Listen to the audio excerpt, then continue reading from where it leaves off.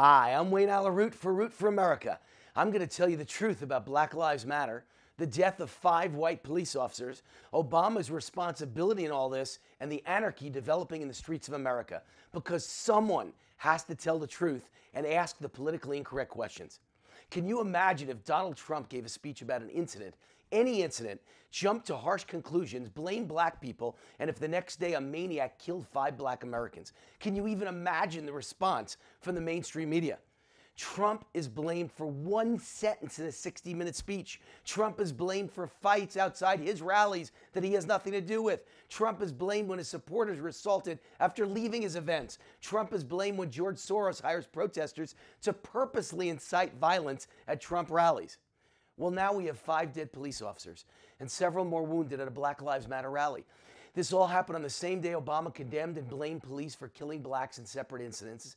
Local incidents blamed racism in the police ranks without any facts, without any proof, with videos showing only half the story.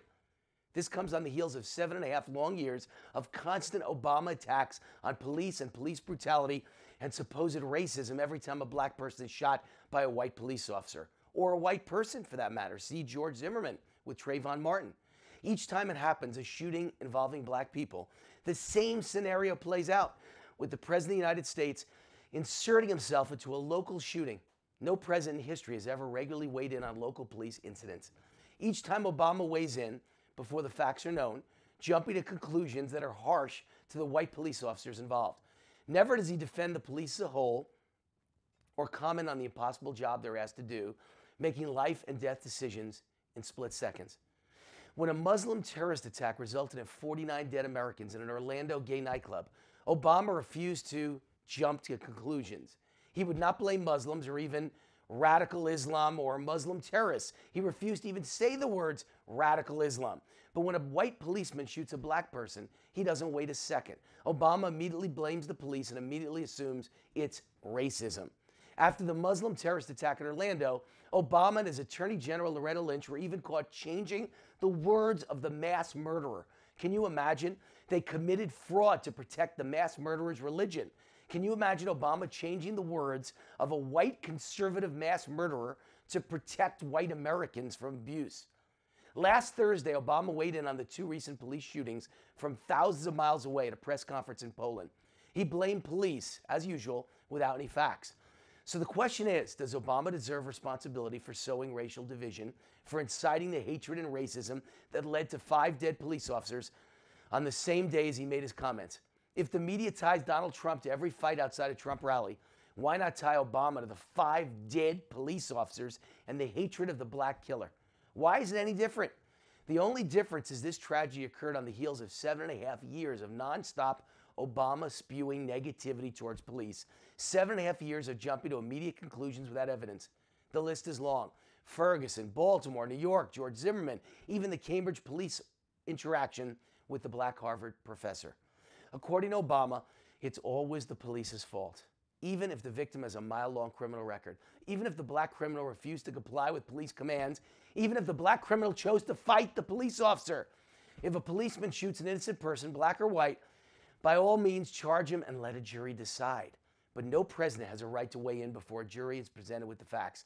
As we saw in Baltimore, it's never as clear-cut as the masses or the politicians who jump to conclusions believe. We have a lot of questions to ask as a country. These are questions the biased liberal media refuses to ask, so I'll ask them. These aren't racist questions. These are fair, necessary, common sense questions. Besides, do you know the definition of a racist? Anyone winning an argument with a liberal, or in this case, with Barack Obama. Here are the questions for America to think long and hard about. Number 1, do blue lives matter? They don't seem to matter to Obama or guilt-ridden white liberals or Black Lives Matter protesters or the mainstream media. When white cops are killed by black criminals, isn't that the definition of racism? Isn't that the definition of a hate crime? Why aren't these being called hate crimes? Why is President Obama's responsibility in this? What is it? His irresponsible rhetoric and propaganda about race have clearly divided this nation for 7.5 years. Or didn't you know race relations in America have dramatically worsened? Even the New York Times calls it a nation torn over race. Where is Obama's blame? Number 3, doesn't the President of the United States have a responsibility to wait for the facts or a jury's decision before weighing in on police matters? Should he have any right at all to weigh in on local police matters? Number 4, is it really open season on blacks by white police? To me, it seems like open season on white police by blacks. Even the Washington Post reports police are far more likely to shoot white suspects than black suspects because of a fear of being persecuted and prosecuted by civil rights leaders. So that means the entire reason for Black Lives Matter is one big fat lie. Shouldn't the president be pointing out the facts don't fit the propaganda? Number 5, why don't Obama or civil rights leaders or Black Lives Matter protesters ever weigh in about white police officers killed by black criminals, or black criminals committing heinous violent crimes against white victims, or blacks killed by the dozen in Chicago each weekend by black criminals? Where are the nationwide protests for that? Number 6, why is one black person killed by police, whether the shooting was legitimate or a bad shooting, have more significance than thousands of blacks murdered each year by other blacks? Sometimes 50 or 100 on one weekend in Chicago. Number 7, if a police shooting is bad, how do Obama or Black Lives Matter protesters know it's due to racism and not bad police training or a miscommunication in the fog of battle or a policeman making a mistake with a split-second decision under total stress? Number 8, why has Obama never invited the widow or orphan children of a murdered police officer to the White House in 7.5 years as president?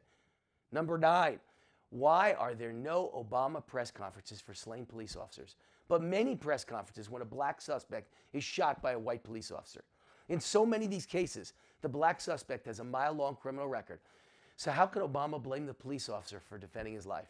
Number 10, will Obama label this Dallas mass murderer by a black criminal intent on killing whites a hate crime? Will he assign the Civil Rights Division of the Justice Department to investigate with an army of agents like he does anytime a white police officer kills one black suspect? Number 11, why does Obama label conservatives and Tea Partiers as extremists and rapists, even though there's never been one incident of violence at any conservative or Tea Party rally? Why does he consider conservative groups as domestic terrorists? But I've never heard Obama condemn Black Panthers or the new Black Panthers or the Black Power groups as terrorists. They are the domestic terrorists. Number 12, now that a Black Power organization has killed policemen and vows more assassinations of cops, will Obama place Black Power groups at the top of the list of domestic terrorists? It's time for the media to treat Obama exactly as the media treats Trump. Don't Obama's words matter? It's time to start asking questions. It's time to start speaking publicly about the reverse racism going on in America. Because reverse racism isn't just alive and well in this country, it appears to be thriving inside the White House. I'm Wayne Allyn for Root for America. God bless America.